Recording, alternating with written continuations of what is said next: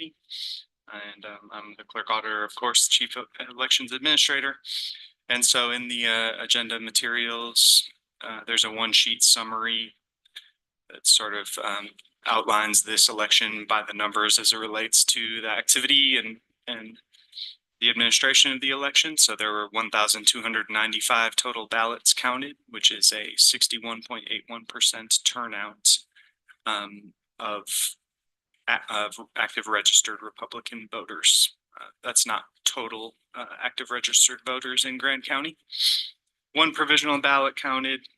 We did receive 3 ballots after Election Day via the post office that did have a valid postmark. We did unfortunately receive 26 that were postmarked after the 24th, so we did not count those. And we weren't able to secure any cures on ballots that were requiring such due to either invalid signature or other reasons that were mainly related to the signature affidavit that's on the ballot envelope. How many of those? There were 7 total of those that were not cured in time. So yeah, let's see what are some of the other high points. We've got a pretty even split between ballots returned via USPS of 640 to ballots returned via the drop box of 586. And that's a general trend that I've seen since I've been here. It's been pretty split in terms of that mode of return. 52 people came in and voted in person on our ballot marking devices here in the lobby, and 57 ballots were returned undeliverable by the USPS. And there's some previous turnout numbers for the presidential primaries. We don't have the 22 regular primary, which was also just a Republican primary included in this, but. And then also included in the packet information are there's a summary results report as well as a summary of the results for each race. And so we finished the post-election audit yesterday. One of our board members, Mike McCurdy, came by and assisted in that, and that amounted to we received a randomized 2 randomized batches from the Lieutenant Governor's office 15 minutes before that audit was scheduled. We pulled those batches of ballots and compared the original ballots to the ballot image that was counted in our election software, and there were no findings in that audit, so everything was smooth and good there. Also part of the process is a signature verification audit, whereby a threshold of ballots are reviewed for their signature match. That's over and beyond the initial signature match that our trained election staff undergoes when processing every ballot. And there were no findings as a result of that audit either. So this is it. I would open up the floor to any questions. I didn't want to interrupt him, but we have Pledge of Allegiance on our thing. Do we want to get that out of the way, or we just, we could do it on the, it's okay, it's in this one, so that's where I bring it up. So I don't have any questions.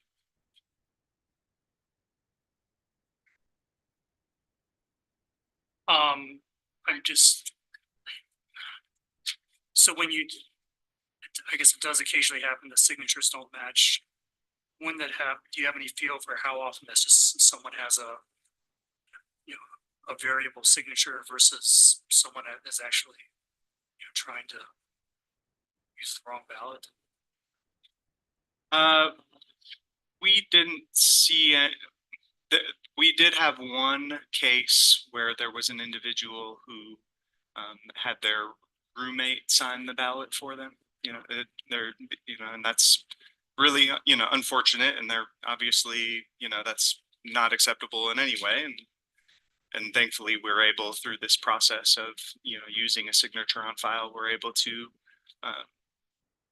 reach out and prevent a ballot like that from being counted. There are some times where a spouse might sign for their other spouse, so we'll get two ballots and one of the signatures is clearly not matching. It's not very frequent. I would say aside from the ones that weren't cured, we're talking about a handful. Or like overall the amount that we had to cure in that way, do you have a general estimate? Of the ones that were just people who signed it in a different way than it is on their driver's license. And also the driver's license now is one of those, the digital things. And so half the time people just scribble on it anyway. And I would say 99% of them are that. It just doesn't match, but they're the ones who signed it. And maybe one ballot out of 200 is somebody that either didn't sign it at all, signed the wrong one. So we'll have the wife and the husbands or roommates switch ballots and they signed their own name on the wrong ballot. They didn't try to copy a signature, but they just switched them. So that's why it says other reasons. So majority of them are just not matching others. And then we just call them and have them come fix it.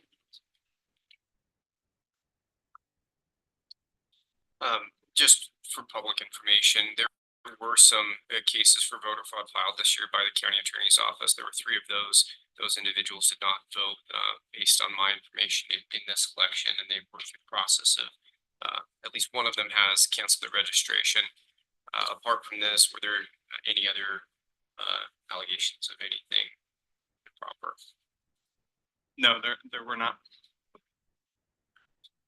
Okay, so we just need a motion to certify them. So.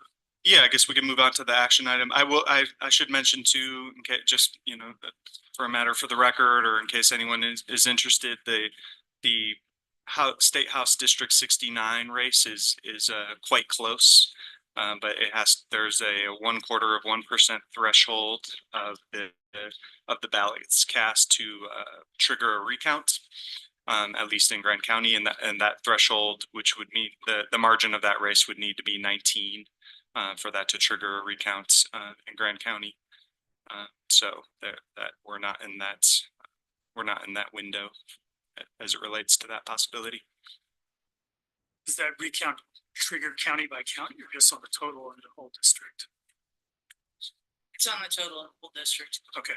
And the candidate would have to file, presumably the losing candidate would file with the lieutenant governor's office, and then they would order that recount by all the counties involved. Okay. And currently, it's based on the numbers that I've seen, it's beyond that threshold. It's more. The difference is more than 0.25%. Yes. It's 10 times that.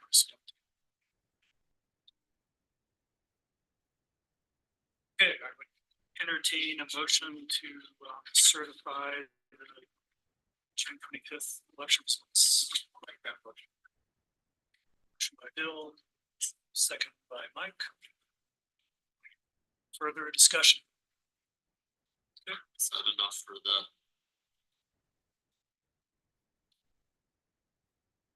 Sounds okay. Sounds good to me. Okay, all in favor? Okay, and our last, we also need to approve minutes from the previous election several months ago. Packet.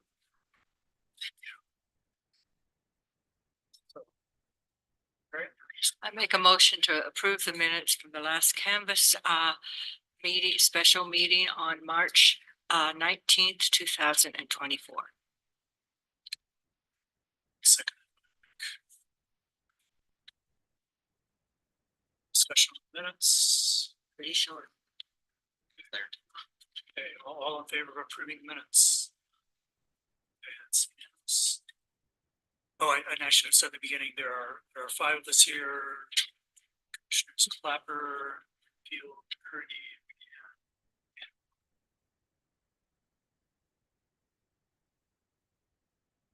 Okay, so I think that concludes the campuses meeting, so I will adjourn that. Now start our special commission meeting and rise for the Pledge of Allegiance. Pledge allegiance to the flag of the United States of America to the republic for which it stands, one nation, under God, indivisible, with liberty and justice for all.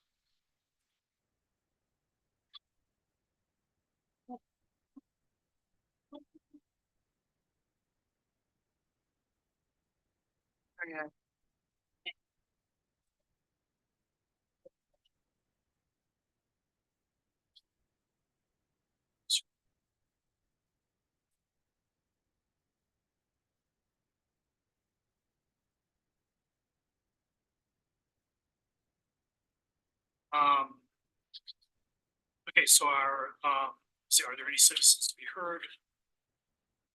I don't see any here or line. So the first general business action item is the PUD workforce housing rezone for 31 Mansell.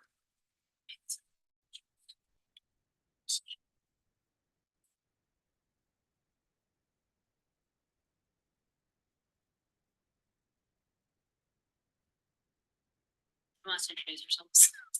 Sorry, it's my first time doing this. Verify these. So,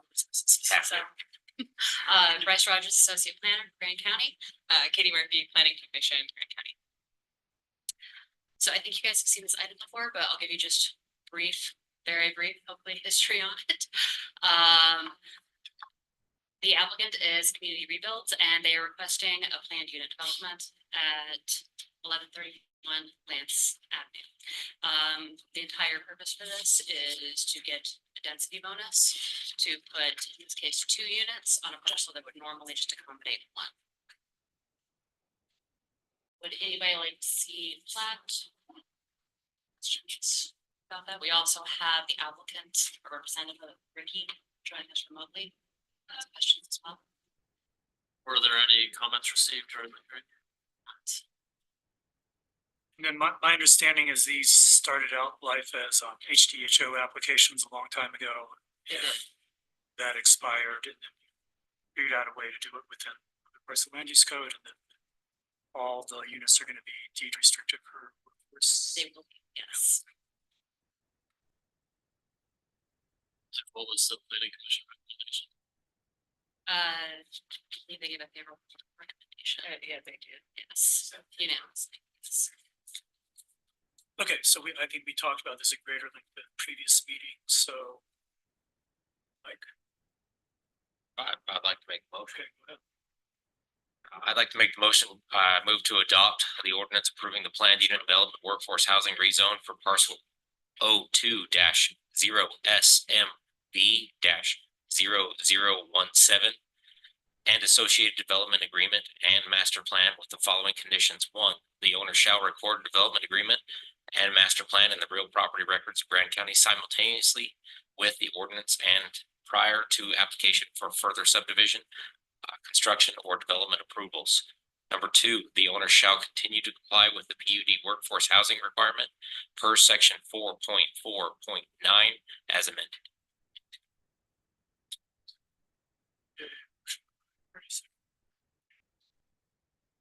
Any further discussion? I am very close neighbors, love both of these, so. Okay, I'll call for a vote. All in favor? Yes, 5-0. And on to the next one. On to the next one. Okay, so very similar. Only difference here is address. So we're looking at 1278 San Juan for the exact same incentive of trying to get 3 units, which would have been, I believe it would have been just 1 allocated for the small lot residential at this property as well. It has the same history as Mr. Walker pointed out, that it was an HDHO at one point, and has basically gone through several iterations with trying to make this work for density housing, but also be deed restricted. Is this one 2 units or 3 units? This is the one where it has the back one that Yep. exits on the other side. The Okay. flag lot on it, I can pull up the plat. Just asking in fence design on that one. I know it's gonna come down to building department on that one, but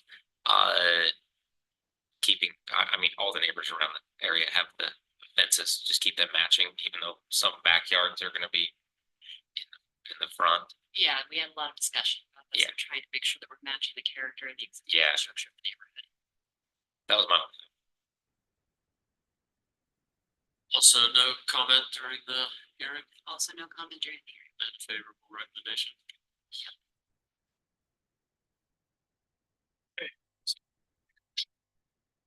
come on, I read the first. I would move to adopt the ordinance approving the plan unit development workforce housing rezone for parcel 02-0 SGB 0049 and associated development agreement and master plan with the following conditions. The owner shall record the development agreement and master plan in the real property records of Grant County simultaneously with the ordinance and prior to application for further subdivision, construction, or development approvals. And two, the owner shall continue to comply with the PUD workforce housing requirements per section 4.4.9 as amended.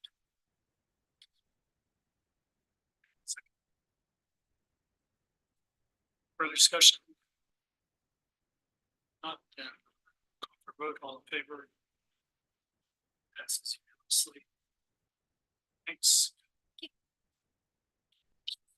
I'm glad we did this so they could get started instead of waiting another 2 weeks. Thank you guys on that timeline. Very much. That's really appreciated. Okay, so the last remaining item on the agenda is ratification of emergency declaration. Do we have any here for that? We were going to, Cora was gonna be here, but she just called a few minutes ago and she had a minor personal emergency. She had to attend to, so I told her I could help. Okay, her. want to take the, I mean, there's not much to it. It's really, in response to the flood of the June 21st flood that we all experienced. And it fits the guidelines for what the emergency declaration of emergency would need. So she wanted to get it in and get it in quickly so that it could get filed with the states so that they were aware and helping that pattern of behavior that we seem to have in our weather. Does that help? I would just add that Cora's, she's made good efforts to reach out to the state agencies regarding some of the messaging when the flood was happening. There were some notes about things that could be better in the future. And so she met with the state agencies and the National Weather Service because I don't know that they knew that the amount of rain in this area would be catastrophic based on the spot canyons. And so we met with some of the folks at the state to encourage them in the future to make sure that they understand some of the concerns in this area. If we get a small amount of rain in a limited amount of time, that can create flood risks and dangers. And so we had one meeting, Cora and myself, with the National Weather Service folks to update them on that. So we were happy to hear, or not happy to hear, but it was great to see the second when it happened with rain again. I got like 3 or 4 different alerts, whereas the first storm, I don't know how many people got those alerts. And we were really concerned because the impact of the first flood, there were 2 folks that went missing and haven't been recovered. Rescue. This is necessary to apply for relief through the Disaster Response and Recovery Act. Right. Correct. It's my understanding it wasn't clear whether there's some kind of dollar threshold that was going to be passed or not, but I thought it can still be helpful just, to let folks know about and I think with the rescue and recovery effort, we might hit the threshold. Yeah, it certainly helps bring awareness to the severity of flash flooding in our area. When I talked to Cora, she really wants to keep a real solid record so that they, that they're gaining some understanding that we're having more floods more often. And it's so that we can get more warning systems. So I'm just really pleased we have her, the position she's in. She's been great. Haven't had his. Okay, I was gonna make a motion, but go for it. I was gonna move to approve the ratification of the Grant County Emergency Declaration for June 21st, 2024. Second. Unless Mary wants it. No, I'm good. would that likely cover the second sort of flood or is it worth? I think there would have to be an amendment to this one. Okay, They're still doing some minor assessments. I think that Cora will be addressing that very soon. it's not worth trying to capture that now. I It's don't know, already can signed, we? it's ratified. I think it's, Yeah, it's a ratification, we have to do the amendment, yeah. Okay, You're right. great. Thank you. And thank you, Stephen, for your help getting this put together. I know there were a lot of people in the public that were out helping with the cleanup after this, and that's certainly to be commended, but I had a question wondering if there's some kind of MOU between the county and the city that we kind of get all hands on deck. I know that there was quite a bit of public negative on social media expressed that it was very slow in getting streets clean and whatnot, and I just wonder if there isn't some way for the county to participate possibly if we're not already, and maybe we are and I'm unaware of it, but I didn't see any county out if we couldn't help sometimes in those cleanup sessions because it does affect the, the entire downtown was a dust storm for quite a while. I'm followed up with Bill to a great degree on this, but I do understand that he had his hands pretty full on that night. And you're right. I think that anything after that, if the county has the capacity, we should. But I do think that during the storm, the county had its hands just as full as the city did. Oh, Either way. The 191, Main Street, I know it falls within city on certain points, but they needed some help, especially out by, birdies and whatnot. They needed the help, and I know they were busy during the storm, but I would like to see all hands on deck. That was a good turn. Come after the storm. There's still a lot of dirt out there, and I know state's busy too, but there's still a lot of dirt out there. I know Bell Jackson was very busy because there were sections of the county that were pretty devastated over there. I know the roads around Lazy Lizard, Hosta, they're very dangerous, very, very dangerous situations. And people who couldn't get in their driveways and out of their driveways. So it wasn't like he was not working on the flood. I don't think I was implying that. Oh, okay. I'm He just just- simply asking if we have some way that we can help out when there's a crisis. I wasn't implying he wasn't doing anything. Turn to it. I just don't, I guess I was saying the personnel that we had to help were not available. So maybe the concern is that, the city didn't ask for help and the county didn't think to offer help, but we should just kind of get that in place so that if the county has extra capacity, we can help with the city limits. I certainly have nothing but respect for what Bill Jackson and his crew does. No, I was not implying anything negative whatsoever. I just know that it was a big cleanup effort, and any help that they could get, why they were probably willing to take.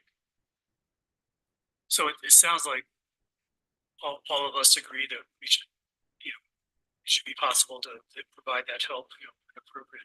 Someone can When we can. talk to Bill Jackson just to, and maybe it's already there. So I think that addresses Joe's point. That was a struggle. Okay, so I will call for a vote on the motion to approve ratification. On favor? It's unanimous.